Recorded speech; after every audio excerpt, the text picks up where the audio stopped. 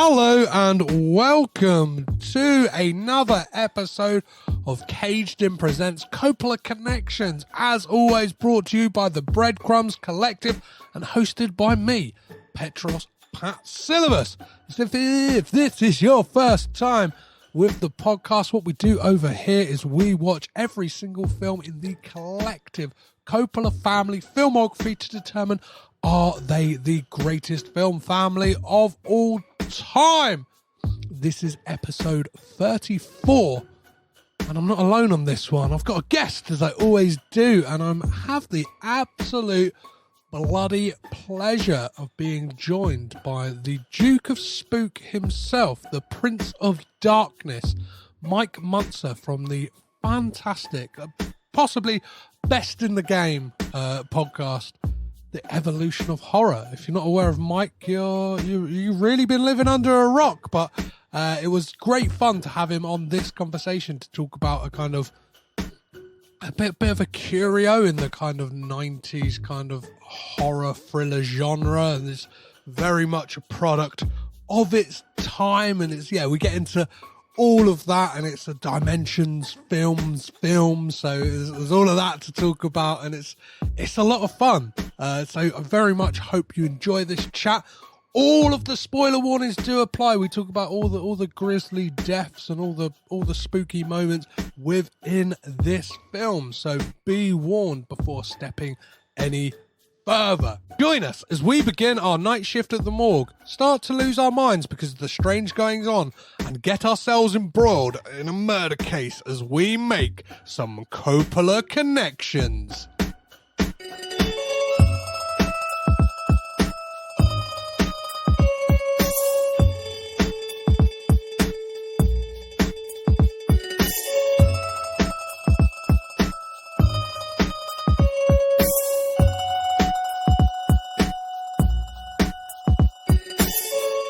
We're here today as I take up my new job as a night watchman. We discuss O.E. Barndale's 1997 horror thriller Nightwatch.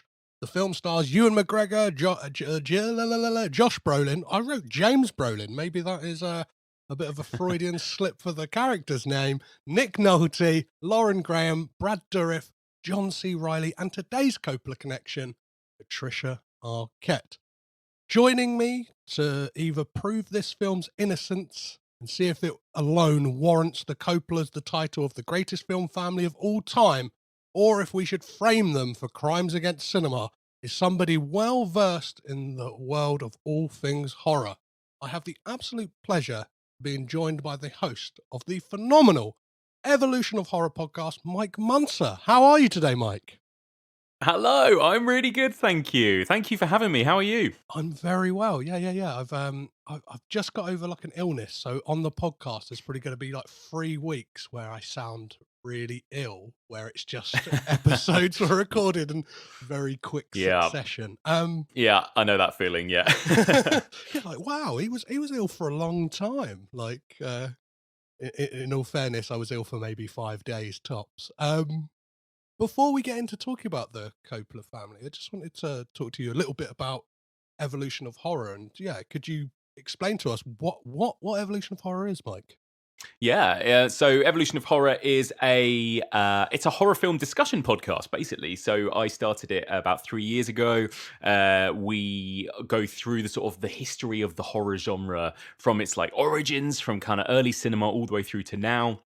Each week, I'm joined by a different guest who joins me to discuss a different horror film and its kind of place in the horror history. And the podcast is kind of split into seasons where we focus on different subgenres. So we did a series on slasher movies, and then we did a series on zombie movies and ghost movies and all that kind of thing. So that's sort of how it works. And it's a hell of a lot of fun because I just get to talk to very cool people about films I love. So it's amazing. Perfect. I was kind of scouring through your back catalogue trying to see if there's any like kind of crossover, if there's any Coppolas or Cages that might have cropped up, and the only thing I can think of is something that might be coming up in your like upcoming season on vampires with Francis Ford Coppola's Bram Stoker's Dracula. Is that one that will be discussed on the podcast? Absolutely, that will be discussed. Yeah. That's a good point. Other than that, I'm not sure. I'm trying to think if there's any other connection. The thing about a lot of horror films is that they tend to be pretty small movies and they don't have a lot of big names attached to them a lot of the time. So you don't get a lot of the sort of the Coppola Yes. dynasty involved in a lot of horror films. Yeah, yeah. Sophia hasn't yet done like a horror about the plights of middle class rich Americans yet. It Not depends. yet. It depends. If you could look at the Bling Ring and maybe like shoehorn it in to be a horror about what it's like to be a, a, a star having all of your stuff stolen by a group of teenagers. It's kind of a home Yeah. invasion film, I guess. I mean, it's pretty horrific in places, isn't it? Is it Sophia Coppola as well that did The Beguiled, where they Yes. have to like saw off Colin Farrell's leg and stuff? I mean, there's a bit of good gruesome body horror in that, you know? Yeah, I guess that's like a Southern Gothic. At least it's kind of Yeah, flirting with yeah. the idea of horror. And yeah, I guess Nicolas Cage again is somebody who has flirted with like the kind of genre. And I know that there was a film that probably would have been perfect for your mind and like body horror season, which I guess you rightfully left off for obvious reasons. I'm sure regular listeners of the podcast will know why that was left off. Which one are you talking about? Is it Mandy? Color Out of Space. Uh, Oh, yeah. Yeah. There is a reason why I left that one off. And yeah, I mean, of course, I suppose Nick Cage, he has done a lot of horror movies, hasn't he? He's done, the Wicker Man remake, yes. Mandy, a whole bunch of stuff. So I guess he's the sort of biggest connection to the genre. You're going to want to throw me off your podcast immediately when I say this, but I'm not the biggest Nicolas Cage fan. And that's the reason why I haven't really covered a lot of his movies on my podcast. That's fine. Um, You have Brad Hansen kind of flying the flag whenever opportunity arises on your podcast. So it's absolutely fine. That's right, and I did think Mandy was actually a really interesting film. I did cover that one. Interviewed Panos Cosmatos on the Mhm. podcast as well, who was really great, really interesting, and that film has a lot of beautiful, wonderful Yes. elements about it as well, which I loved. So yeah, and I do think, for the record, Nick Cage is an excellent actor. I just sometimes wish he was in better films. I Yes. really do. Yeah. As somebody who's watched all of his films, I can nothing but agree with you on that point. I'm kind of Mm-hmm. I'm there like a parent watching their child play football badly, being like, I'm supporting you, but I wish you did better. I Um, know, come on, man. I mean, wild at heart, and like, let's bring back that era of Nick Cage. But anyway, that's a different conversation. well, let's talk about your Coppola credentials. And I always like to ask my guests, first of all, like when they first became aware of the Coppolas. But by that, it's like, what was your entry point by a person? And then when did you realize that they were such a massive family? Yeah, that's a really interesting question. I think. I reckon I was probably a teenager, just kind of really falling in love with cinema in like a real kind of diehard way, when I was going back and sort of reading about the auteurs and watching the movies that everyone says you have to watch. I remember there was a time when I, discovered Stanley Kubrick, and I discovered, David Lynch, and then I discovered the Godfather movies. And I don't know, there's probably at some point earlier in my life that I'd maybe caught some sort of Nick Cage film or whatever else, Mhm. but I can't remember. But the first time of really being aware of a Coppola is The Godfather, I think, and kind of I did that in sort of I think I even studied it at school, Nice. and so watching those films was kind of a real eye opener. And then, of course, discovering that when I was a teenager, I was watching movies like The Virgin Suicides and stuff like that, and kind of realizing that there was this connection, that there was this Yes. family, I suppose. And to be honest, a lot of it comes as a huge surprise to me as to who is connected to the Coppola family. Like, when you first sent me the list of films to discuss on this podcast, I was like, what? Because some of Yeah. them I had no idea. And again, I have to admit, I didn't even know that Patricia Arquette was in any way connected to this family as well. So, like, I'm still learning. This is all still new to me. She's one of the more tenuous. So there's a couple of like tenuous ones, and I hate to do like I know it's horrible to speak about people in relation to who they're married to, but I just Hmm. wanted an excuse to talk about, especially a very interesting era of Patricia Arquette's career through like the 90s and that period that Yeah. she was married to Nicolas Cage. So I guess it would have been Hmm. a couple of years before this till 2001. So yeah, I get to cover this. I get to cover the great David Lynch film Lost Highway. I get to cover Oh, Stigmata. and also get to cover Lady and the Tramp 2. So amazing! All the classics, all the greats. What about True Romance? Was that too early? Was that before she was? That was too early, but I think that was Yeah. around the time because she tells a really fascinating story about like how she was courted by Nicolas Cage, and she kind of he was like kind of she was dating somebody else at the time, and he kind of like you imagine him like especially in the late 80s, early 90s, kind of very much in Sailor Ripley mode, like leather jacket and stuff like that. Yeah. Kind of said to her like, "One day I'm going to marry you," and she said, "Well, I'll marry you if you can kind of collect these items." Kind of sent him on a quest. Like one of them was like an original like Edgar Allan Poe writing. It was all like really weird stuff. Do you know what I mean? Like a raven's feather. It was really like fantasy Amazing. movie stuff. And he did it all. And then she was like, "Well, I guess I'm marrying Nicolas Cage then." Incredible. And I suppose the Arquette family in itself as well, another quite big, famous kind of dynasty in acting and film, right, as well. So that's kind of interesting. Yeah, there is these kind of weird crossovers when you get to, like, I guess Angelica Houston has been in like a Francis Ford Coppola film, and then is in all the Wes Anderson films. Who, like, in a weird way, Wes Anderson feels like he's kind of like the weird stepson of the Coppola family, because when you start looking at Jason Schwartzman and Roman Coppola's involvement in those films, it's like and then Spike Jonze, like his career doesn't really happen without the marriage to Sophia, and Francis Ford Coppola giving him the script to be in John Malkovich and being like, "Hey, I know you're making skate movies and stuff like that, but I reckon you should direct this script." And then it's like, boom, we don't get everything else off the back of that. All Like, that Joey. incredible stuff. It's true. Spike Jonze, one of my favorite filmmakers Yes. as well, actually. Some really interesting stuff there. Yeah, it's fascinating. What an amazing, sprawling family tree this is. It's great. Was there anyone in particular on that list who you kind of like scratched your head or like surprised you the most that they're kind of related and kind of like, well, like, how are they involved with the family? Again, like I said, I have such poor knowledge of like my partner is always kind of mocking me for I never know anything about celebrities. I barely know anything about actors. I never know who's married to who's related to who. So most of these names, to be honest, are a shock to me that they are in any way related to the fact I didn't know Jason Schwartzman. I didn't know Lisa Marie Presley. Like all of these like various names all come as a surprise to me, to be honest. I think I knew Sophia, Nick Cage, and Francis Ford Coppola, and that's about it.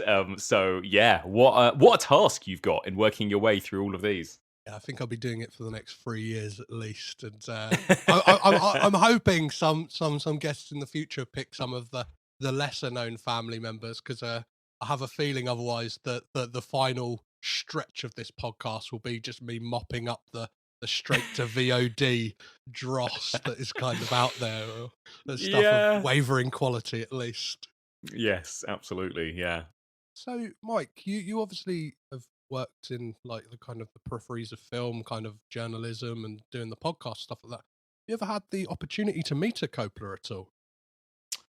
That is a good question. I don't think I have. I was just trying to remember whether I've ever met Patricia Arquette, because I've done a lot of. I worked for the BBC for several years and basically interviewed pretty much everyone that was publicising a film from week to week. We did I produced the sort of flagship BBC One film program where we would go and basically do all the press interviews for every movie coming out. And I definitely went to the press junket for Boyhood, but I don't think she was there at the time, or I don't think I got to interview her. The rest of the cast I did. And who else is that? Definitely never met Nick Cage. I'd remember that. And I've never met Jason Schwartzman. I don't think I have, I don't think I have. It would be awesome, wouldn't it? What a treat to get to meet some of these people.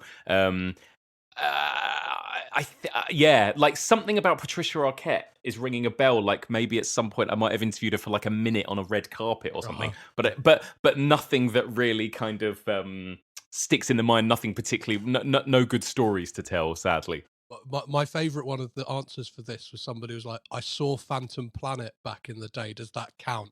And I was like, "Yeah, I guess being in the same room as Jason Schwartzman as he drums and they play California definitely counts as kind perfect. of breathing the same air as a Coppola, at least." That'll do. Yeah, absolutely. So, Mike, what would have been your introduction to Patricia Arquette on screen?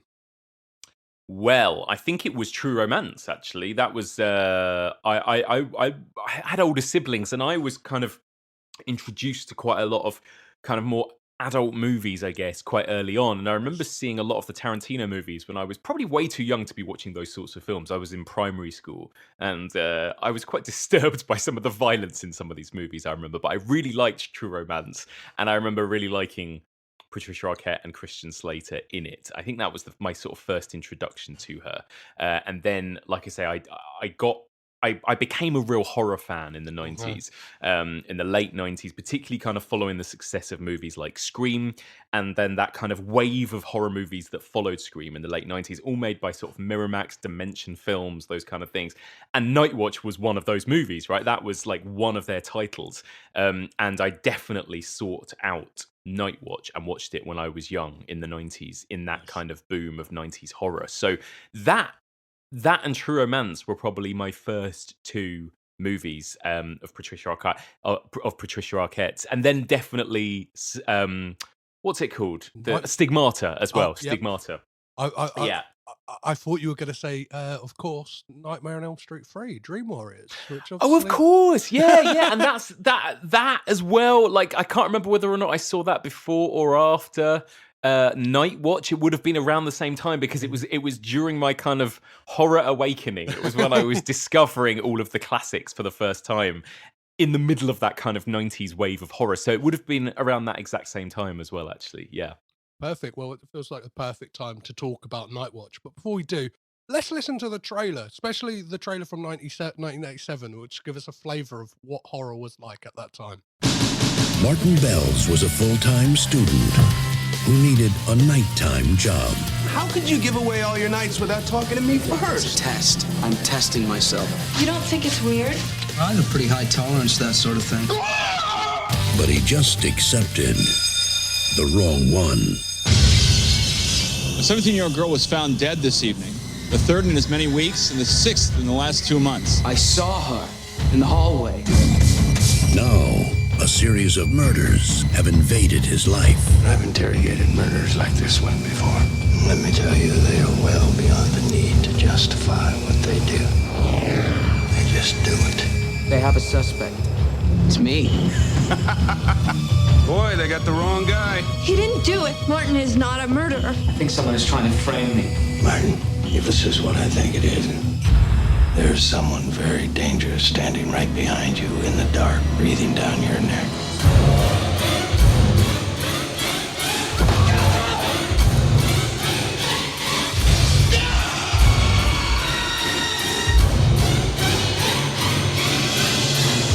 Ewan McGregor, Patricia Arquette, Josh Brolin, and Nick Nolte. Tell me something, Martin. Are you still going to maintain your innocence? Nightwatch. So, Nightwatch was released on home video in the UK in October 1998. As I said in the intro, it is directed by Owe Bondau and written by, well, adapted at least by Owe Bondau from his original script of Danish language, with the help of Steven Soderbergh, which is really fascinating. And so the Steven budget, Soderbergh never above making a bit of a schlocky thriller every now and then. You know, he loves it. yeah, I heard recently somebody discuss Steven Soderbergh and saying what's fascinating about him is every single film he does, especially when it's in like a kind of the genre trappings, it seems like he just loves that genre, whether he's doing like Hmm. Kimmy, his newest film, which kind of like is the paranoid kind of almost like the bastard child of Blowout and The Conversation, to bring it back to Francis Ford Coppola, with like Yeah. a bit of Rear Window thrown in, or whether Yeah. he's doing like Unsane or something like that. It's all kind of, you just go, oh right, and then he's doing Magic Mike, and it's like, yeah, he just loves cinema, and I guess you see that when you see there's that fascinating, is it sight unseen, that list he does every year where it's just everything Yeah. he's been watching and ingesting throughout the year and stuff like that. He's kind of, Totally. he'll watch the big stuff, he'll watch the small stuff, high art, low art, he'll have it all. Yeah. Um, Yeah. So, what were your initial thoughts when you watched this back in the day, Mike? How did it catch you? I loved it back in the day. This was a real favourite of mine. I remember finding it really genuinely scary and twisted and disturbing. Again, I watched this. I think I watched it when it was basically new out on video, which would have meant I was 10 years old. So I was quite young to be watching this movie about murdered sex workers. But yeah, I watched it, loved it. Thought the suspense was great. I thought some moments of it really chilled me. And I have kind of good memories of this movie in general. And then the older I've got, the kind of more I've realised, how well has this aged, I wonder, you know? And obviously, like you say, it's the director, Ole Borndal, he remade his own movie from 1994, Danish movie, and it's generally thought of as a pretty inferior remake, and yeah, I suppose kind of like, but generally, and we'll talk about what we thought of it this time around. But I generally my memories of it at the time were really good. It really kind of felt like it was cashing in on that wave of 90s slasher movies, where you've got all of these young hot stars that appear on the poster. You've got a murderer. You've got an almost whodunit, like who is the killer in this group of characters. So it's got that kind of Scream, Dimension film, Kevin Williamson kind of cachet. And then it's also cashing it. And then it also feels a bit Seven and a bit Silence of the Lambs, and it's a bit procedural thriller, you know, slightly more quote unquote classy than a slasher movie, right? Of course, it isn't at all. But it kind of feels like it's sort of straddling both those subgenres in a way and trying to appeal to kind of both audiences. And yeah, at the time, I thought it did a great job of that. Well, from doing some research, and I tried to track it down, but it seems to be quite hard to get hold of. This had like an original 2 hour, like over 2 hour cut of the movie, which kind of has an entire subplot all about Josh Brolin and Lauren Graham's character, about them kind of like the troubles with their engagement and stuff like that. And I know that the intro as well, that kind of that opening sequence we get of like this almost De Palma-esque like POV shot of like a murder taking place that's quite gruesome. Like didn't get put into the film till like kind of post-production. I think like this is a film like like many films of the 90s and moving forward that had the horrible chop from Hollywood's two most biggest bastards, really, the Weinstein brothers, right? Yeah, definitely. Like, there's a lot of movies made by them where you can feel their chopping. You can feel their Edward Scissorhands, like, let's slice this up and add this and add this. And yeah, and you could see why maybe they thought at the time, again, in the wake of movies like Scream, stick a murder in the opening scene. Let's get rid of some of the kind of relationship nuances. Amp up the gore, amp up the sex, and kind of see what we end up with, I suppose. And what we end up with is quite a sleazy, grimy sort of, I still think quite fun in places and still quite creepy in places, but also it is, everyone in it is so reprehensible that it does kind of leave a bit of a horrible taste in your mouth by the end, I think, this movie, you know? Definitely. And before we get into the things that we like and dislike about this film, can you tell us what the plot of this movie is, Mike?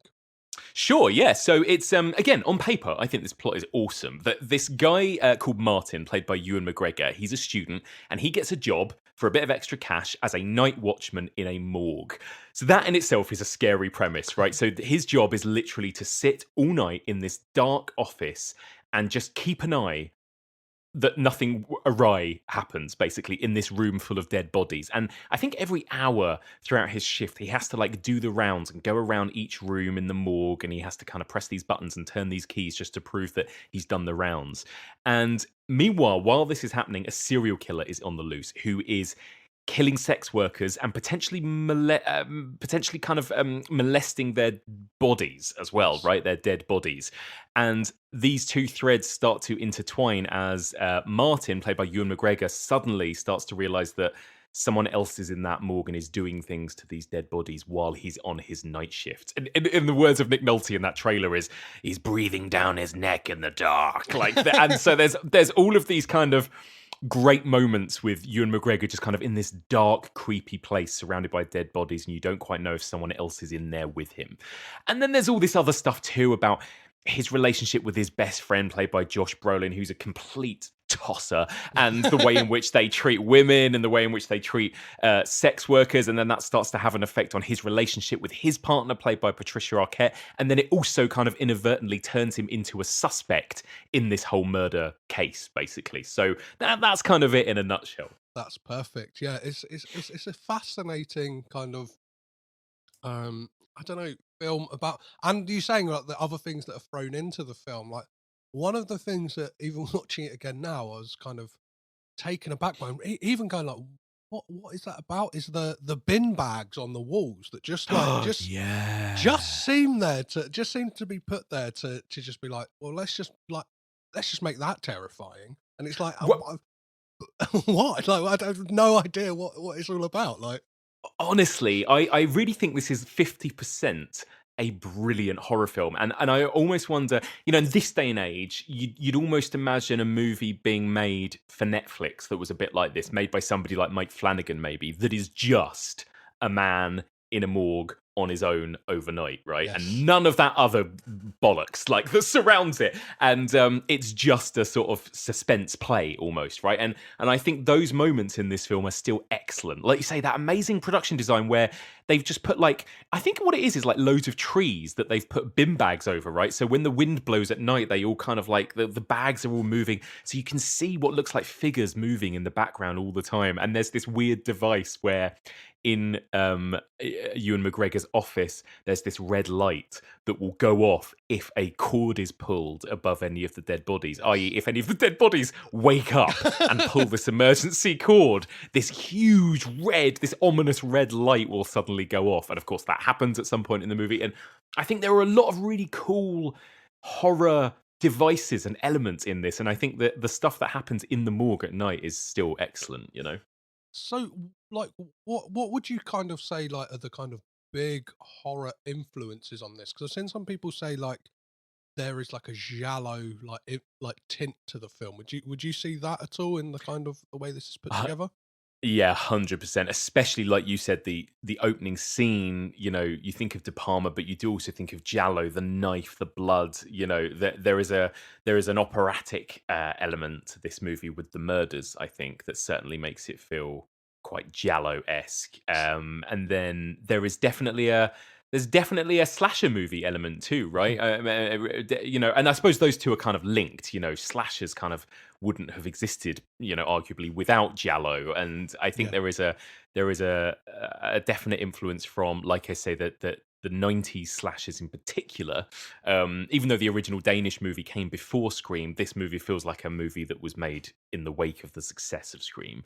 And so I think there's that kind of body count element, and then whether you call it horror, but that sort of Silence of the Lambs, that Seven, that procedural, that there was also this kind of wave of early 90s prestigious thrillers, right? Yeah. Erotic thrillers too. And I think this kind of owes a debt to those. So Basic Instinct, Fatal Attraction, Sliver, and all of those movies as well.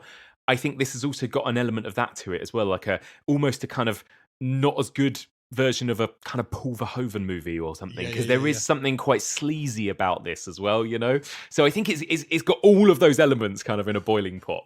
Yeah, I think the reason I'm drawn to De Palma might be that I'm currently covering De Palma on like a Patreon season. So like, Great. For me, he is kind of like he is the American Dario Argento, basically. They're both kind of borrowing from Hitchcock, and I just wanted to talk about that opening sequence because it really is like you can tell why it's in the film, because it really does kind of grab you by the throat and make you sit up in your chair, like with you've kind of the POV shot kind of like floating around the room. Yeah. The ceiling fan, you've got like the sex worker kind of seems into whatever's going on, and then it takes a turn for the dark, and then just that ceiling fan coming down and taking out the bird. I was like, what the fuck is going on here? Yeah, it's quite a powerful opening scene, actually, isn't it? I really like it. And of course, you're right. I mean, De Palma, all of these go back to Hitchcock. And of course, it also really goes back to the film that was really kind of dismissed at the time, that came out the same year as Psycho, which was Peeping Tom. It's Yes. almost the same opening as Peeping Tom, where you've got this point of view shot from the killer as this sex worker invites him into her flat, and then he murders her brutally. So it definitely is drawing on all that great kind of tradition of slashy, stabby kind of thriller movies. And it is, for a movie, for a scene like you said that was kind of added in at the last minute in post production, it is quite a chilling opening scene, and that the combination of the sort of mood it creates with some of those quite weird shots to that ceiling fan coming down, and like you say, the bird and everything, it is.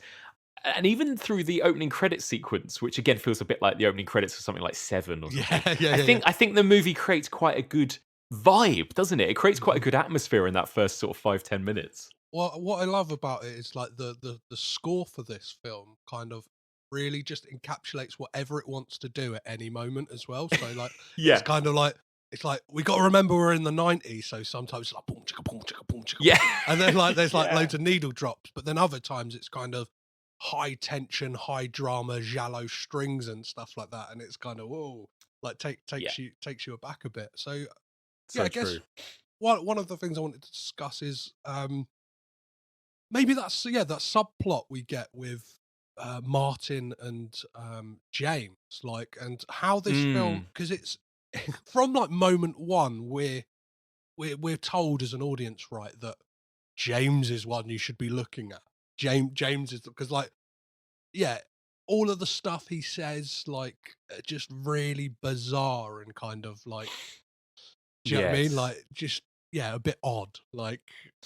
Yeah, they are quite horrible characters, aren't they? These two sort of central male characters. Martin, who is our sort of good guy, played by Ewan McGregor. He is our sort of hero, but even he is not a very nice, likable character, is he? I mean, I don't know whether maybe he was supposed to be in 1998, but he doesn't really come across well in watching it again in 2022, I don't think. And they've got this weird thing. It's almost like that kind of, what's it called? That sort of Nietzschean sort of Ubermensch kind of complex, where they're looking for this kind of thrill. It's almost like they are bored with their life.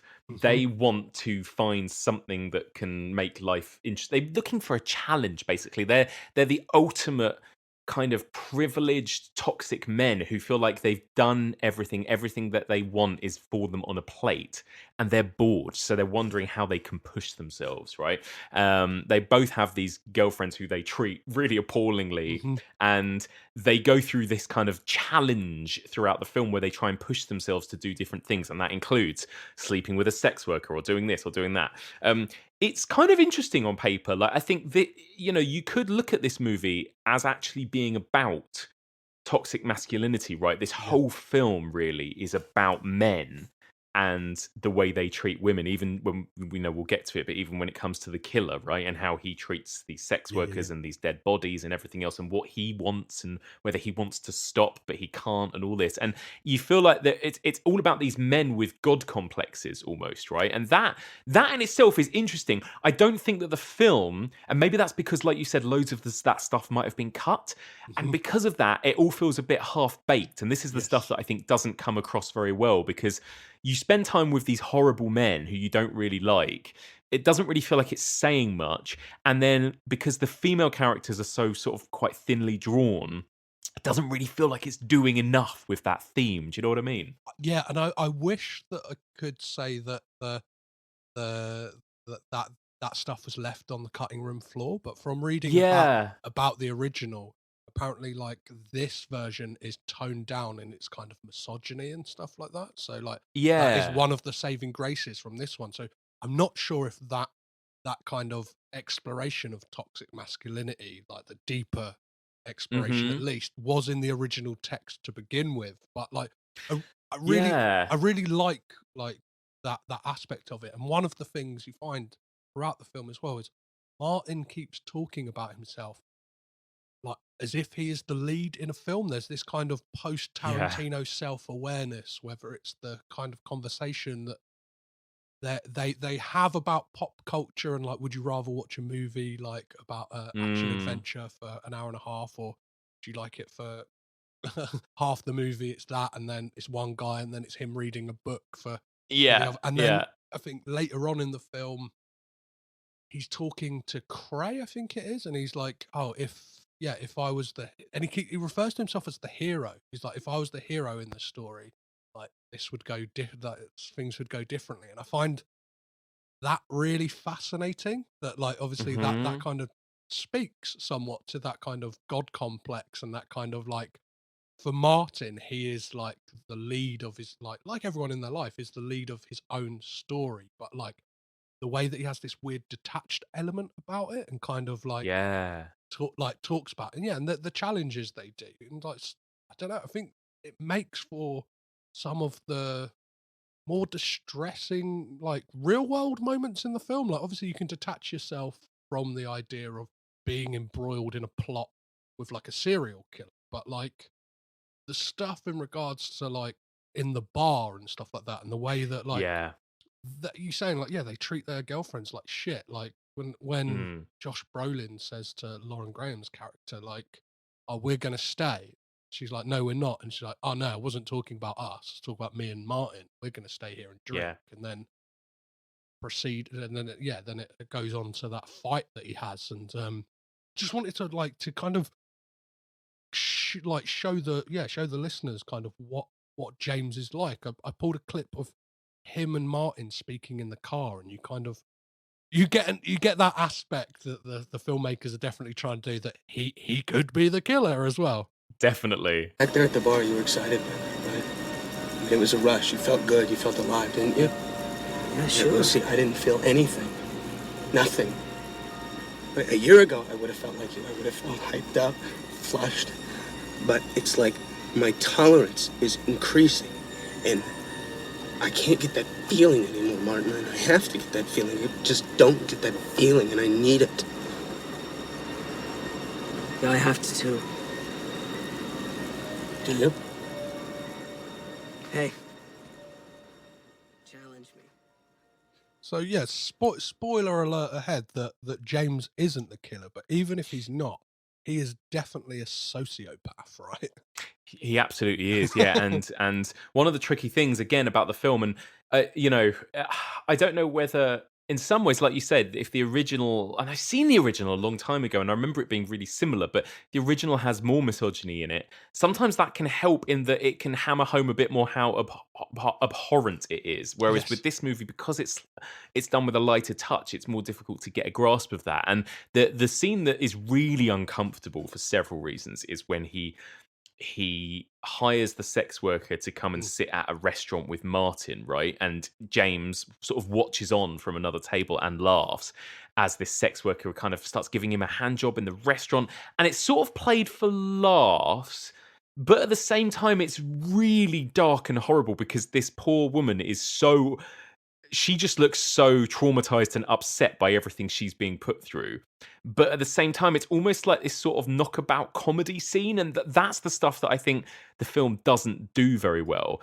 Even though there is something really interesting in this. Like you say, that conversation that you just played, there's something really fascinating in exploring this idea of these two really, privileged, good-looking dudes who are just like, have this kind of weird narcissism or god complex about them that are basically sociopaths, particularly James. But yeah, I think ultimately all it comes to is to make him a red herring because you think he's going to be the killer. I think that's it, really, isn't it? Yeah, that is the thing. Like they had the opportunity to kind of explore these deeper things, and like but they missed the mark on it. But that scene you just talked about, thing that really gets me with that as well is afterwards when James is like goading the sex worker into like saying, "I'll give you $150 if you can say I love you and make me believe it." And it just makes you it makes you feel dirty as an audience. And it's like any titters of laughter that scene beforehand could have got. And I know in the original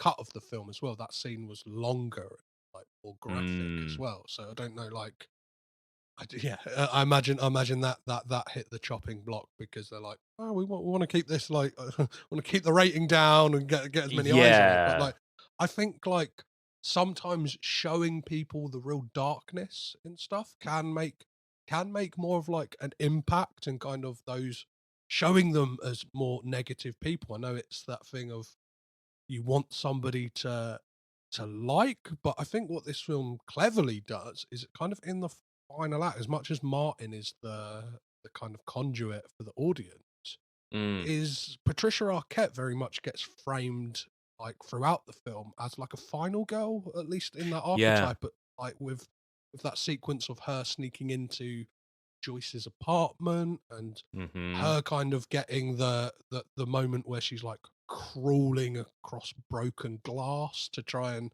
like get the fire alarm. It's like, oh great. Like again, I wish that Patricia Arquette somewhat got to do a bit more, because most of the film she's kind of sidelined to just like whine and whimper and just like be subject to Martin's ill behavior. And but what do you think of Patricia Arquette's performance in what she gets to do? Well, I hate to say it, but I don't think it's her best performance. I don't think any of them are giving their best performances in this film. I think actually Josh Brolin is doing a really good job, actually, as James. He's good. He's genuinely chilling and horrible. I think Ewan McGregor and Patricia Arquette, who we know are really good actors, are not quite at their best in this movie, and I can only assume that's down to the directing more than anything. It's a little bit flat and a little bit one note, I think, from both of them, particularly. And Patricia Arquette, like you said, has quite little to work with for the bulk of the movie. She is this sort of slightly sort of put upon girlfriend, really, and that's sort of it. And then she does, like you say, she sort of becomes the final girl at the end, and she gets some quite good moments, but really all she gets to do is sort of scream and cry, even as the sort of final girl character. And you're kind of rooting for her, and there's that quite tense moment when she goes into the flat of the sex worker and finds her dead, and the killer is right there in the bathroom next to her, and it's quite a good scary moment, and you're really kind of rooting for her at that moment as our sort of heroine. But she doesn't get a whole lot to do, does she? Let's be honest. It's a shame, you know. It is a real shame, and like you can only hope that if I don't know, what, it's got to be 25 years since this film came out. That somebody might dig up that original cut and maybe slip it out on home media. That would like make hopefully we'll be having this conversation again, the Redux. We know how good she is, right? I mean, she's won an Oscar since for Boyhood. She was amazing even before this in True Romance. I mean, even in Dream Warriors, she has a more nuanced, layered character than she does in this film, I think, you know, which is a bit of a shame. Well, and in the same year as well, she's in Lost Highway, which like again, amazing. she doesn't really get to say much, but like she gets to just act and kind of like, do you know what I mean? Like she's a physical presence and kind of is utilized. Or do you know what I mean? David Lynch knows who and what Patricia Arquette is and kind of utilizes her. Whereas I think like that film is in some ways is a really interesting companion. I think it's a sort of better example of a movie about fragile men, right? Yes. And men's psyches and male paranoia, and that Patricia Arquette's character is really framed right in the center of that kind of slightly weird, surreal, Lynchian, subjective view of who is this woman. Is she some sort of temptress? Is she some sort of femme fatale? Is she just an innocent victim? And she gets to play all of those roles in Lost Highway, which is so good. Like you say, he kind of cast her and got her to really play to her strengths in that movie, I think. Whereas this, she's kind of sidelined to just like scream. The film is definitely much more interested in the men in this film. You know, it really is, and that's why it's a shame that some of those explorations of what it means to be a man in this world aren't quite there. You know, aren't quite on point. Definitely. So let's talk about the casting of Nick Nolte. And I'm not sure about you, but like even like rewatching this, it's been a long time since first watching it. You kind of pick up, you go, oh, it's Nick Nolte. Of course, he's sinister. He's got a sinister edge to him. he just grunts his way through, doesn't he? Oh yeah, he's great, isn't he? In this, so like, I really, you know, he's one of those people a bit like Brad Dourif as well. It's like every time he steps onto screen in this film, you go, oh, okay, amazing. Like he's got a bit of weight about him, and his role is quite ridiculous, particularly in the last act. Like you know, it's quite silly what he does. But actually, I think he does a really good job. I think he's much better in this than Ewan McGregor. I think he has a bit of gravitas, and I don't know, something about him and his presence in this movie sort of worked for me. I really liked him in it. So, what do you think of the kind of the reveal and the kind of the plot that obviously Nick Nolte is this disgraced night watchman who we get whispers of, right? You kind of that really, I think a really effective sequence in this is that first time that Martin is shown round the morgue, and like from the kind of Yeah. the set design and there's some great camera work in this. There's a lot of like kind of long shots and stuff like that, and these kind of like Yeah. pans into people and like a lot of Hmm. uses of eyes and stuff like that. But yeah, what do you think of the kind of plot machinations that turn out that Nick Nolte's character, Inspector Cray, is the It's the big killer. bad? Yeah. Yeah, I kind of like it. And I agree with you. I think that stuff in the morgue, you really only see him in the morgue. Like, he Mhm. only, because he comes in and out during the night shift, doesn't he? And, all of those scenes are my favorite scenes, like I said. And I totally agree with you. Those amazing kind of camera movements. It's quite over the top. Again, Yes. it's quite Italian, but there is something about those kind of like those pans and those tracking shots and those dolly zooms with these Yeah. kind of strings, every time they enter a new scary room or something. And yeah, I mean, in terms of Nick Nolte's character and his motivations, it's kind of there is something again really interesting there at the heart of it, that he was this disgraced mortician who had had sex with the dead bodies, and the morgue was too ashamed to sort of prosecute and go public, so they just sort of quietly let him go, and he's still out there. And now he's become this police officer who is investigating these murders that he is committing. There's this interesting thing where he talks about the killer. And is he actually making a confession? Is he talking about himself, or is he just making it up? But he sort of says, I think this killer wants to stop. I think he wants to put an end to what he's doing. And he's trying to, but he can't stop himself. So he's trying to figure out a way to do that. And by framing somebody and putting somebody else away for it, it means that he will have to stop what he's doing. He essentially says that to Martin through the film, doesn't he? And Yeah. is that actually his MO? Like, do we think that he is, he's this sexual deviant basically that can't stop what he's doing, but he wants to stop? Or is that all just complete nonsense? And is he just making that up to fool Martin? And is he really enjoying what he's doing? And will he continue enjoying what he's doing? I don't know. Yeah, I'm not sure, because there are moments where basically he tells, like, and it's quite interesting on rewatch because he Mm. tells Martin like what he's going to do next. Basically, Yeah. he's Yeah. like he's found somebody who's close to it, and all he was looking for was a link to Joyce, that he can kind of like have that link, so he'll be able to frame that person.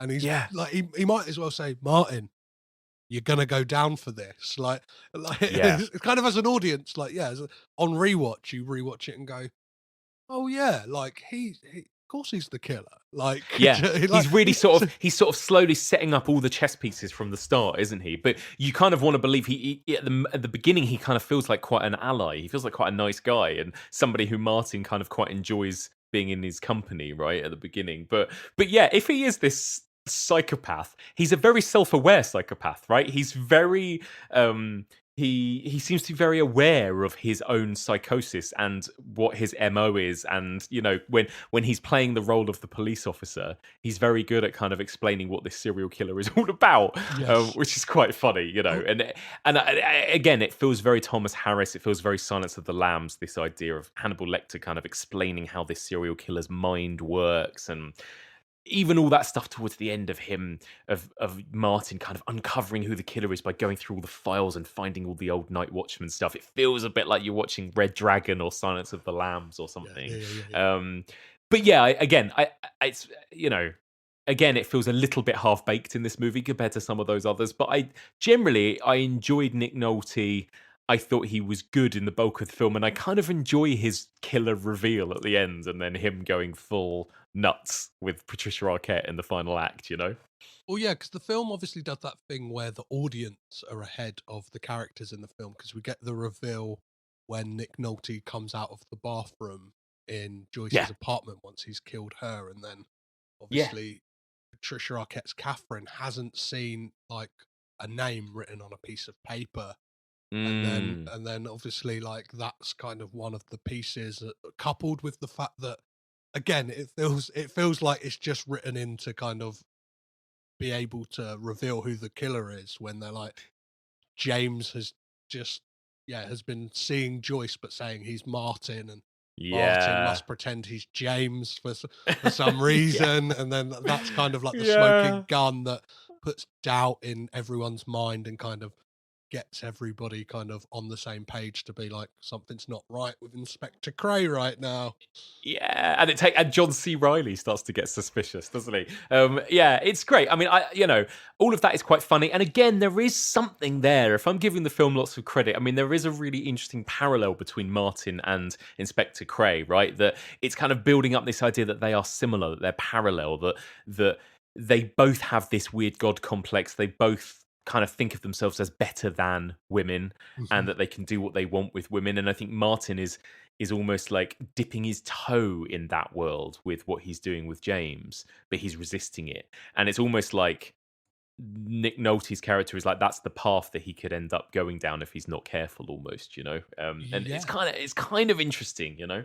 And it feels like there's a version of this film as well where like James could almost be like because a lot of the conversations they have, it's just the two of them, like, Yeah. and it's almost like there could be some kind of theory or at least like they're just projections of Martin's mind, kind of like Yeah. him trying to rationale like what he's doing, and like there could be an interesting version of a film like this where it is somebody trying to grapple with maybe they are the killer and they're kind of the dissociative like That's so true. feelings Yeah, it's to- like it's almost like a Fight Club-esque kind of story, I suppose. I mean, it could be, couldn't it? Yeah, you're right. yeah if it was kind of handled in different hands, I think that would have been like the reveal that it was Martin all along, especially in that kind of Mike Flanagan version you kind of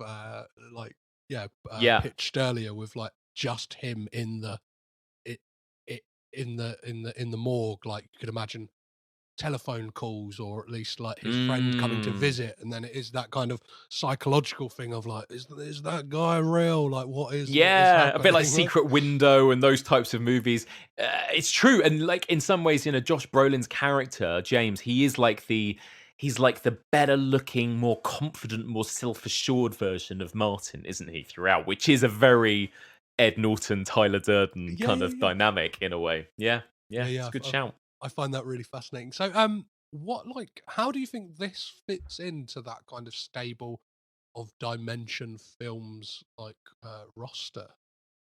Oh, like perfectly, because you like when you look at the other Dimension films from the 90s, you've got, you know, The Faculty, you've got Scream, I Know What You Did Last Summer, like all of that kind of stuff. And, you know, you've got everything from your opening kill down to your murder mystery whodunit, to your glossy, good-looking cast, to it not making a whole lot of sense, but it doesn't really matter, to that mix of kind of classic horror with a hip 90s soundtrack, like you say, those kind of needle drops. Like these are all like quintessential Dimension Films 90s horror kind of traits. And they look a bit jarring and dated at times these days, I think. But it was such a thing at the time, you know. It was always trying to be sort of gruesome and scary, but also really cool and trendy, you know. And that's exactly what it feels like this film is trying to do. Like you said earlier, even listening to the trailer, you'll get a sense of that is what that vibe is, isn't it? And it very much looks like Josh Brolin maybe had like a 2-picture deal with them, because I think he filmed this and Mimic back to back. Oh, definitely. Yeah. If you watch some of like the later sequences in the film, Josh Brolin has slightly longer hair because they kind of came back for reshoots, and he's got his Mimic hair, like when they're kind of like wrapping the film up. So it's I love that kind of stuff where it's like, shit, we need to give it that classic, and it very much does feel like that really big in the 90s as well. They kind of saw that it was a thing in the 80s, and it's like every film had to have it, where the film ends with the protagonist kind of coming out of the murder house or wherever the murders have taken place in a blanket. There's just loads of cops. There's helicopters in this one for some reason. There's an ambulance, and the kind of You just get that, Yeah. like, those... Again, you get a very weird conversation between James and Martin, where he says to him, and I've got it written down here because I don't want to misquote it, because I found it quite bizarre, where he says to him, like, "Let's grow old together," and it, like, I was like, it kind of leaves like a bit of...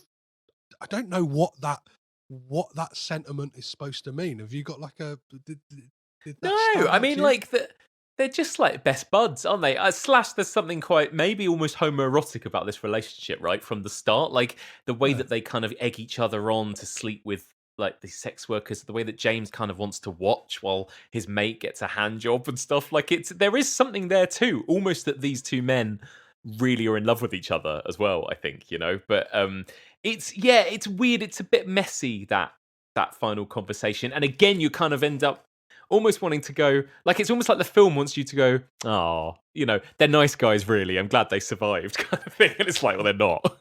Well, yeah, I think I was left thinking, like, oh, so James is definitely going to end up murdering some people.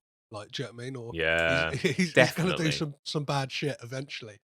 How do you, like, Yeah. because watching it this time, and I guess it's a problem I have with the film, is that whole kind of end sequence, everything, like, from the reveal of Nick Nolte feels massively rushed.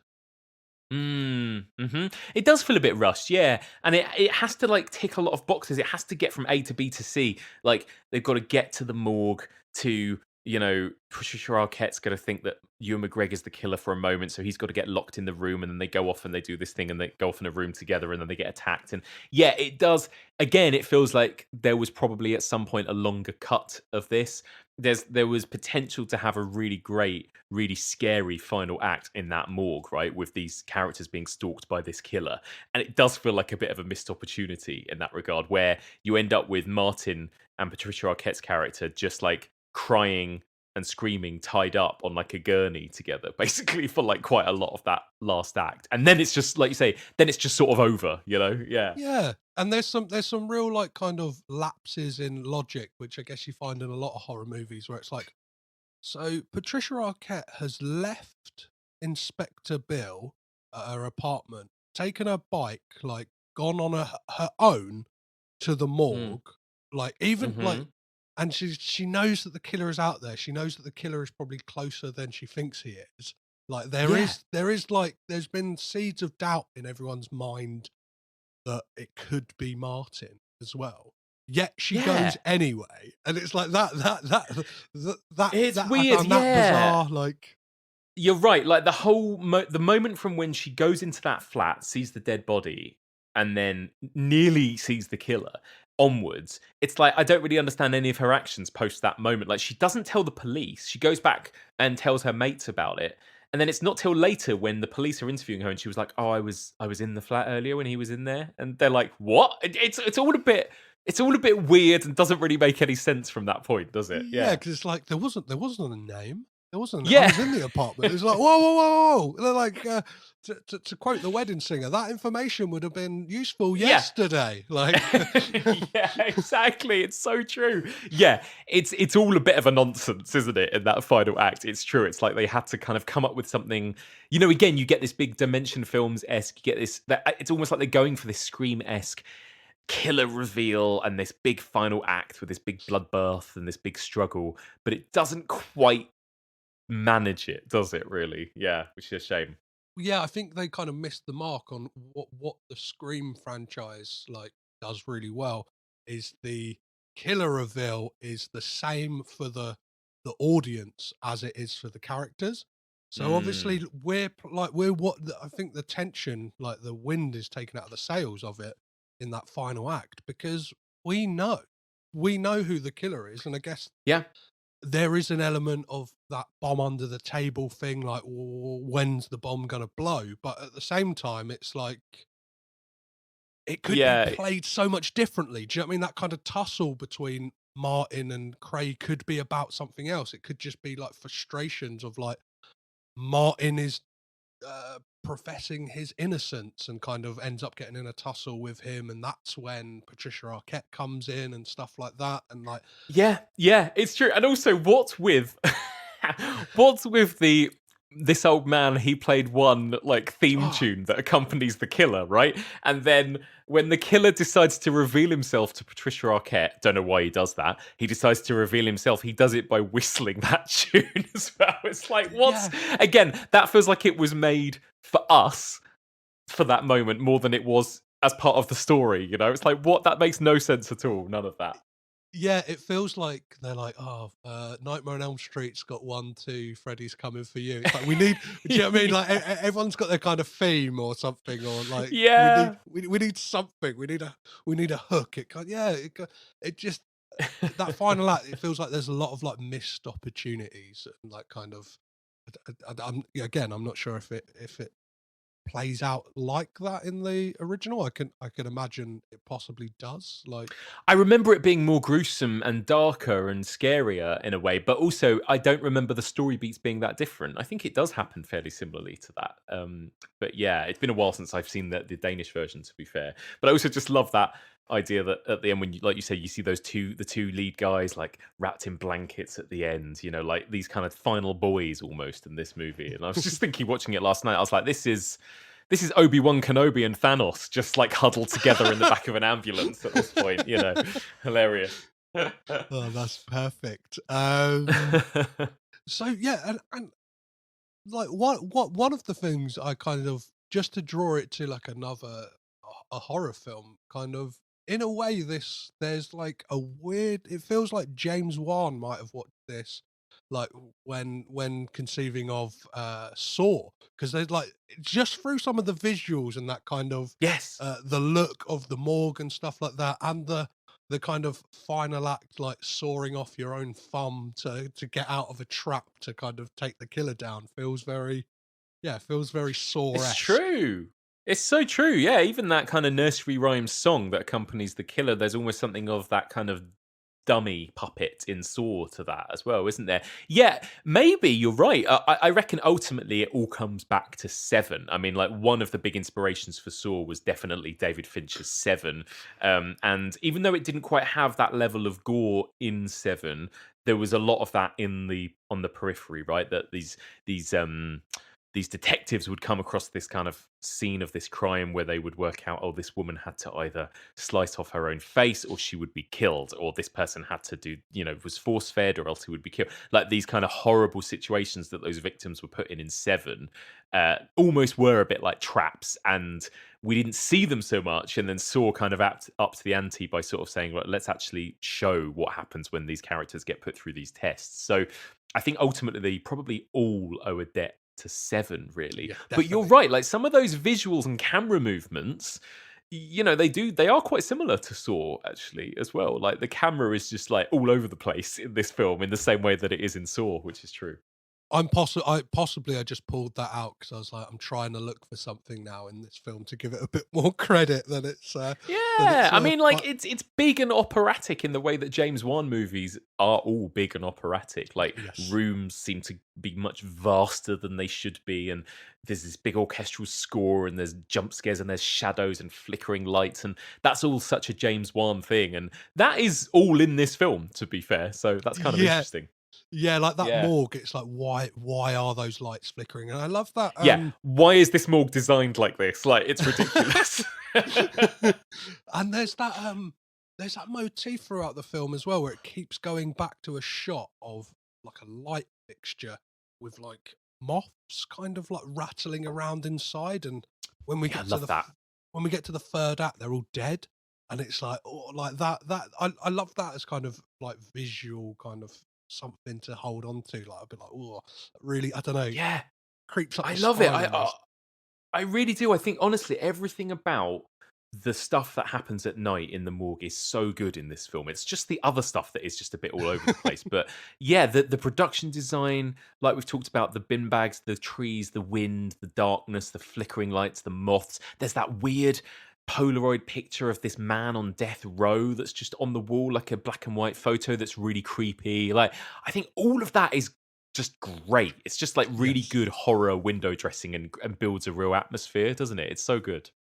And then the film like introduces the on duty doctor, who is played by a horror icon Brad Dourif. I just wanted to play a clip of his kind of introduction to the film. Have you ever spent any time with the Scene family? What? Thorazine, Stellazine, Compazine? No. They're really very nice. They will make you sing hymns while you watch a baby fall under a train. No, thank you. I'm fine. Thanks.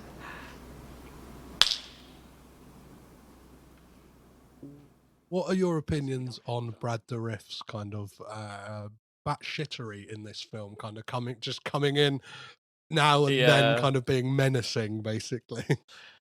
Well, it sort of feels like a 90s dimension film type thing where we know it's Brad Dourif, they know it's Brad Dourif. Like, he doesn't really need to be there. He doesn't really act like a human being acts. Like, he comes in and he's quite menacing and over the top and quite nasty, and then he leaves again, right? And that just happens a few times. And it feels like one of those 90s, like, let's put some horror royalty in as a cameo part kind of thing, doesn't it? And I mean, I don't mind that. I think it's quite fun. I quite enjoy seeing him pop up every now and then. And he is genuinely quite a horrible, presence in this film. Adds to the weird atmosphere. And there's all if I've got this right, there's a moment where Martin calls him up and kind of calls him out and kind of says that he's the killer. Like, yeah, I guess he's also a suspect in this too, isn't he? Really, because he's this very unhinged, like seemingly unhinged doctor who always seems to be around at these moments when something bad happens in the morgue. So I guess it also adds to that list of possible suspects, doesn't it, as well? Yeah. Definitely. So, as we start to wind things down, how do you think this works in regards to scares? Are there any particular scares in this film? Yeah, I really do think this movie does a good job with scares. I think from that first night shift where he's by himself, he's, the wind is whistling. There's a moment when he's looking at the red light thinking, please don't go off. And then suddenly his buzzer timer goes off to say he's got to do the rounds. Like, I think that's a good jump scare. There's a moment when he's kind of got a bit more comfortable, and there's almost like a montage to some 90s music as he's almost like skateboarding. He's like wheeling around on a chair in the morgue. He's having fun, and then suddenly he turns around and there's like a body's been moved, and there's like this trail of blood going out the door, and suddenly all of the music stops and these like strings kick in when he sees this kind of body placed at the end of a corridor. I think all those scares genuinely work really well. I really like all that stuff. I think that's where it really works for me. Yeah. I think what this film manages to capture, especially in those morgue sequences, is an element of like that a fear of like places. Do you know what I mean? Whether it's like, sometimes it could be a familiar place. Like, I'm not sure how you are, but like sometimes when like people, like when I'm left in the house on my own, all of a sudden, like something that I'm so familiar of, like just becomes scary all of a sudden. Like the kind of like the noises upstairs, and like obviously this takes it to the nth degree by like going, well, morgues are inherently quite a scary. Do you know what I mean? The spectre of death is looming constantly, but like I find it interesting the way that it kind of takes just how a place can be quite terrifying. I completely agree with you. There's something really relatable about those human moments of fear at the beginning where he puts on the radio in his little office and he's like, okay, the radio helps, and he's kind of starts to relax a bit, and then he suddenly thinks he hears something and he turns off the music and he just sits there quietly for a moment just listening to see if he really did hear something or if his mind is playing tricks on him. And like, that is a very real moment. I feel like I've done that a million times, like where I'll be alone in the house watching TV. I think I've heard something. I'll press mute on whatever I'm watching or listening to, and I'll just sit there for like silently for a moment being like, did I hear something? Was there something there? And that is the kind of fear that we all have, that horror movies at their best really tap into, I think. And this movie does genuinely, for all its flaws, it does have those real moments of true fear, I think. And that, like you say, that sense of place. And it's something that The Shining does really well, which is really make something uncanny and scary out of big spaces. And I think that that space where he sits in his office and it's glass and he looks out to that huge kind of hallway that seems to just kind of disappear into infinity. That is into the darkness.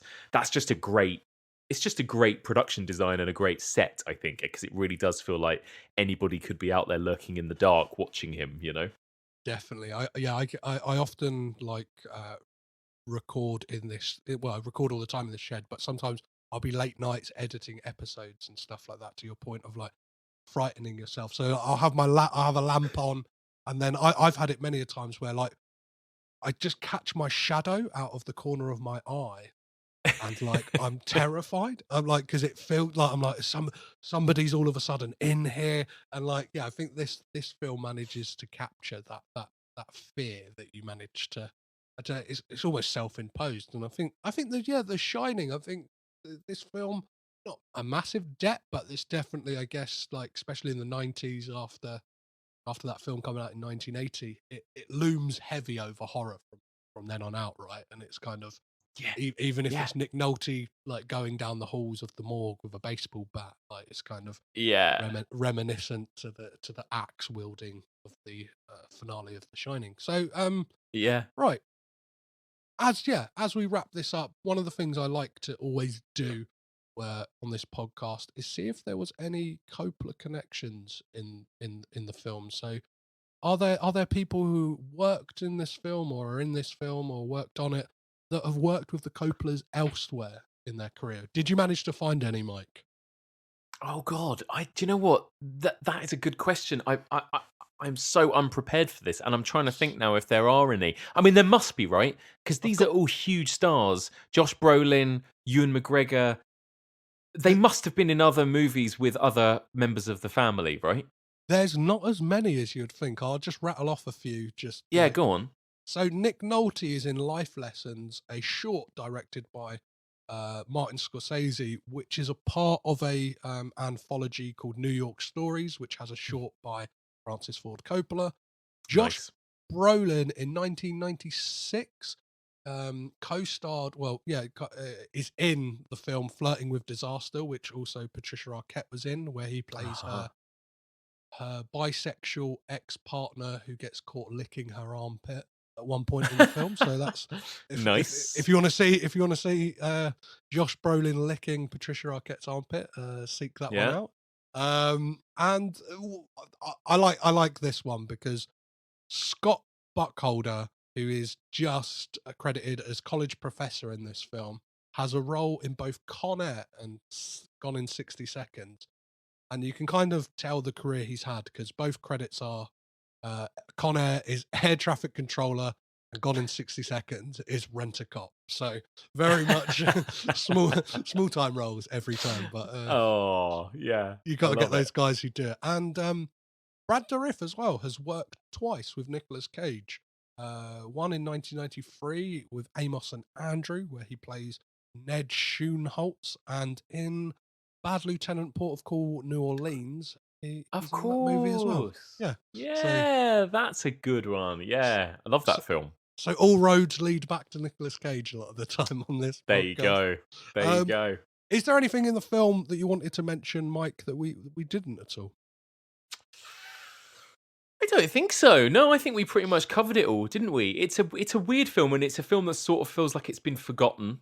But I think there's a lot to appreciate in this, especially from a horror perspective. You know, there's some genuinely good moments of horror in this movie.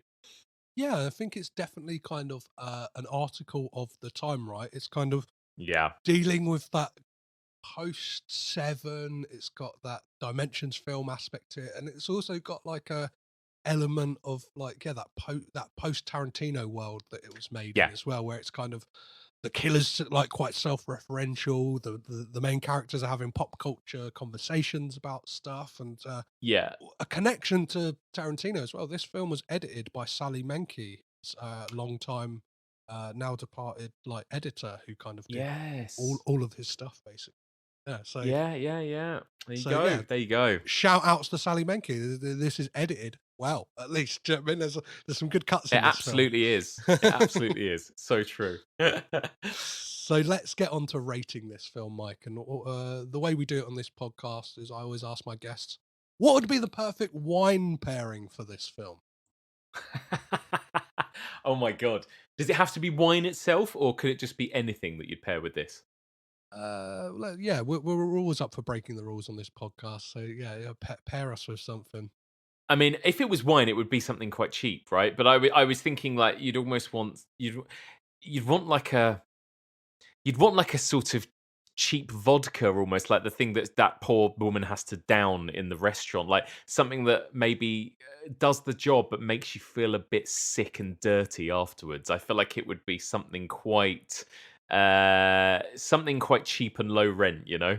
Yeah, I think you can get that from some red wines as well. And I think like Yeah, pairing it to a red wine is that aspect of the film thinks it's very serious. Do you know what I mean? And people who drink red wine yeah, kind of go, "Oh, I'm a serious guy. I'm a serious person right now. yeah. I'm on the red wine," where it's like, if anything, afterwards you just feel a bit like, do you know what I mean? Your mouth's claggy and you feel a bit dirty. And I think there's an Exactly. aspect of this film. You get that. You kind of feel a bit like, I got bit of a headache from all that sugar music and the high strings. Like, Yeah, yeah. You're just left feeling a bit like kind of like the feeling after you've had a McDonald's or something. You're like, well, that was kind of. I thought I wanted that, but now that it's done, I'm not sure if I feel that good about it. Do you know what I mean? that's perfect. I think that is basically Dimension films all over. At least like 90% of their output.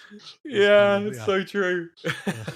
Cinematic fast food, amazing. So, with your pairing, is that a bottom shelf, middle shelf, or top shelf? AKA, is this film any good? It's firmly in the middle shelf for me because I think that Perfect. there are some scenes that are top shelf horror, and then there is some stuff that is absolute straight to video bottom shelf drivel, you know, and it's a real mix from scene to scene as to what you're gonna get, you know. So I'd put it firmly in the middle. Yeah, bit of a punch, bit of a kind of Yeah, like you're drinking what your parents have got left. They've got £100 bottle of wine, and they've also got a box wine. So we're exactly mixing them that. up tonight. Perfect, Exactly that.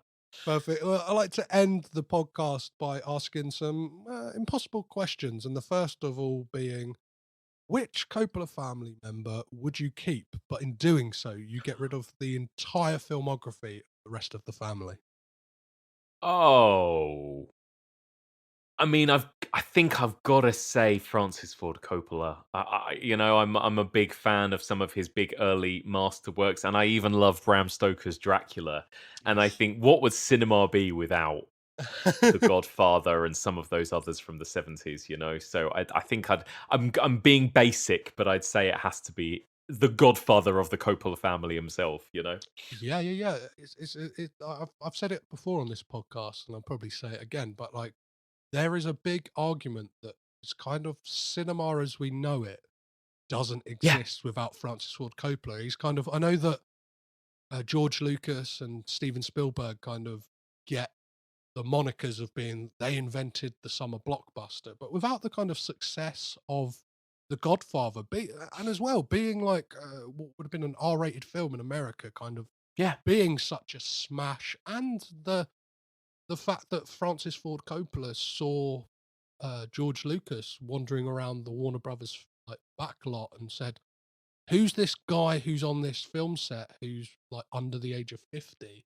Has got a beard and glasses like myself. Like yeah, take this guy under my wing," and then obviously produced American Graffiti for him, and yeah, released THX 113 like as well, and kind of gave him the kick up the arse to be like, "Hey, you should make something." Then 1977, we got Star Wars. Do you know what I mean? And like yeah. without that It's so kind of true. without that competitive, yeah, without Francis Ford Coppola, I'd say being like the first one to go over the top as like a director and go, "Hey, we can be this new generation, the new Hollywood gang." Like Yeah, we almost don't get those guys, and it's yeah, like I think yeah. his his mark on cinema will probably be outlive him by years and years and years, right? Definitely. Yeah, he's a giant, isn't he? And even right now, The Godfather. At the moment we're recording this, The Godfather is celebrating its 50th anniversary. There was like a big event for it. It's coming back to cinemas, and people are still kind of discovering and falling in love with those early movies of his as well. So yeah, I think it's got to be him.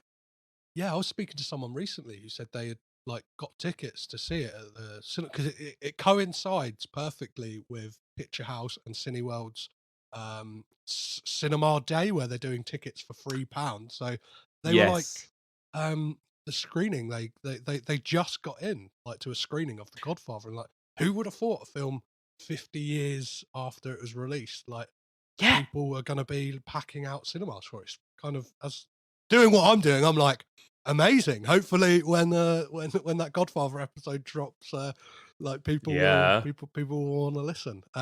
Absolutely, yeah. So Mike, based on Nightwatch alone, are the Coppolas the greatest film family of all time? Undoubtedly, absolutely. Hey, Patricia Arquette doesn't get to do much, but she still does her best in this, and yes, they are the greatest family. Perfect. And on to possibly the most important question of this podcast, and that is, what does Bill Murray say to Scarlett Johansson at the end of Lost in Translation? Oh my God.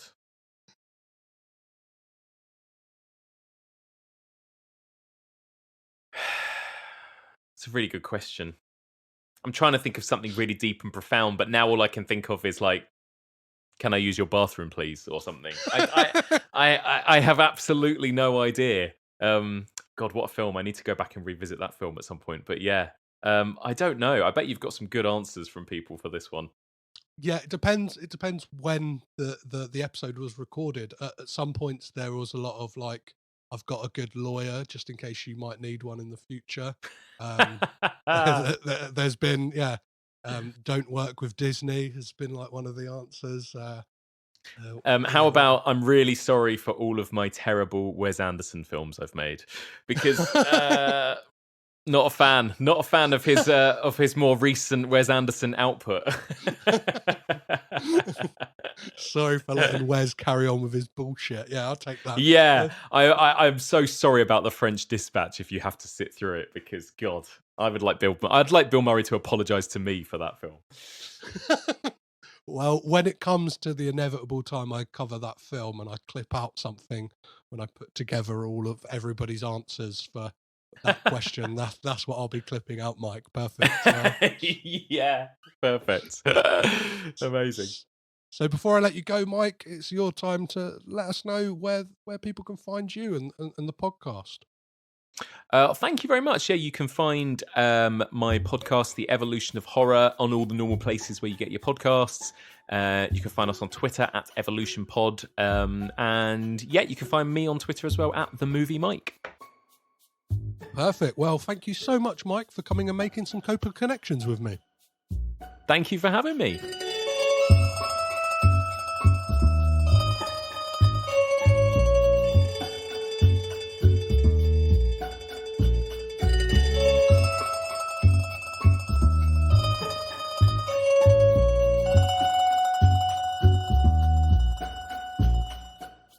There we have it, guys. Another film ticked off of our ever-growing list. And a massive thank you, guys, for listening. Massive thank you to Mike as well for coming on and talking about this little oddity of a film. It was an absolute pleasure to have Mike on the podcast. Somebody who I massively admire and listen to his fantastic podcast. Not only do I enjoy it, but it always kind of gives me the urge to up my game and kind of see what I can do better in a way that I think good art should do anyway, or when people are doing something good, it should really kick you up the arse to do something better, really, right?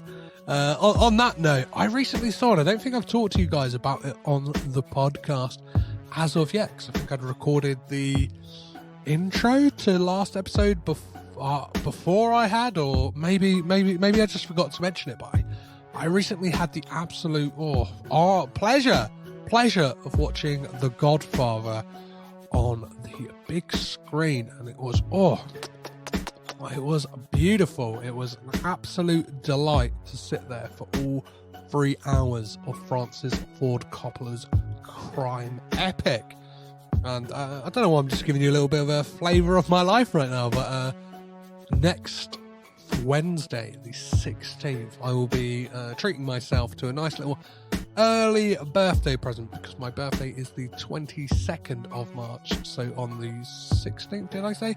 I will be going to watch The Godfather Part 2, all 3.5 hours of it, baby. Treat myself to a nice little everyman experience as well. Nice seats, kind of maybe have a little cocktail before, not too many. I don't want to be using that toilet, but yeah. If you've seen The Godfather, or if you've seen Nightwatch, or if you think that me and Mike missed anything, don't hesitate to get in touch. Obviously, I'm mentioning The Godfather because that may be coming up on the podcast at some point. And yeah, remember, you can always drop me a little voice note about your thoughts on The Godfather. I'd like to get as many of those as possible. You can send them over to cagedinpod@gmail.com, or if you want to catch us on the socials, like I said, if me and Mike missed anything, or you just want to have a general chit chat, you can find that all at cagedinpod on Twitter, Instagram, Facebook and Letterboxd. I'd love to have you there. I'd love to chat with you. I always love chatting with you guys, so yeah, come on over and get involved. As for next week on the podcast, I am joined by Adam Schneider, where we talk about the Alex Ross Perry 2014 film Listen Up Philip, starring the one, the only, the delightful, but in this case, the absolute arsehole that is Jason Schwartzman. It was a very, very fun chat. We kind of delve into what it is to watch a film with an unlikable protagonist. Is it a good idea? We obviously there's Wes Anderson kind of chit chat in there. There's comparisons made. It's kind of inevitable with these kind of tales of these, I don't know, slightly unlikable characters. We get into it on that episode. Yeah. Make sure you kind of tune in next week for that one, because it was a lot of fun. So if you enjoyed this episode or any episode of the podcast so far, you can always head on over to patreon.com/cagedinpod, where you can become a movie brat bro. At the moment, we are in season 1, where we are looking at all of the films of Brian De Palma. Last week's episode would have been my chat with Mark Searby and Matt Brothers, all about De Palma's 1993 film Carlito's Way, the kind of another crime epic. I kind of state the case for that on that episode. And next week on that very same Patreon feed, we will be talking about The Untouchables. Again, another dip dive into the crime genre. And I will be talking to Rich Nelson of the Do You Want to Hurt Me podcast. So yeah, heading over there for as little as $3, I believe, or kind of like £2.50. I think that works out as in the Queen's money. So yeah, head on over there to become a patron. That'll be a lot of fun. If you don't want to give me your money, you can always support the podcast by heading over to Apple Podcasts, Acast, or wherever you're listening to this right now. Give us a lovely 5-star rating and review. And always, in your reviews, please be sure to let me know what you think Scarlett Johansson says to Bill Murray at the end of Lost in Translation. It's one of my favourite things on the podcast to get the answers to that, and I can't wait to read some of yours. As always, guys, I have been Petrus Patsilivus, your guide through the crazy world of the Coppola family tree. Remember to keep it caged in, and I'll catch you next time.